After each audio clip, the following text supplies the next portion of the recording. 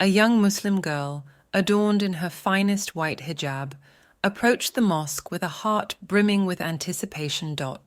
It was the eve of Laylat al-Qadr, the night of decree, known for its immense spiritual significance in the last 10 days of Ramadan. As she entered the mosque, the soothing chant of the Quran echoed softly, blending with the murmurs of devoted believers gathered for worship. The atmosphere was filled with reverence as families, friends, and neighbors came together for this sacred night. The Imam commenced the prayers, leading the congregation with calm and devotion. Fatima listened intently to the beautiful recitation of surahs, each verse filled with the rhythm of divine wisdom. Feeling the prayer mat beneath her, Fatima prayed with her heart open. She remembered the stories her mother had told her about Bibi Fatima al-Zahra, the revered daughter of the Prophet Muhammad, peace be upon him, known for her piety and devotion to prayer.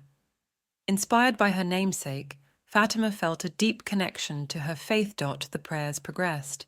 She noticed how everyone, regardless of their worldly distinctions, stood shoulder to shoulder in submission to Allah, humbling themselves in moments of quiet reflection and prayer. This equality and humility resonated with her as deeply. Finally, after completing the prayer, Fatima joined the congregation in supplication, raising her hands to the skies, beseeching Allah for forgiveness, guidance, and peace for herself and the world. The evening concluded with the soft murmur of heartfelt Ameen.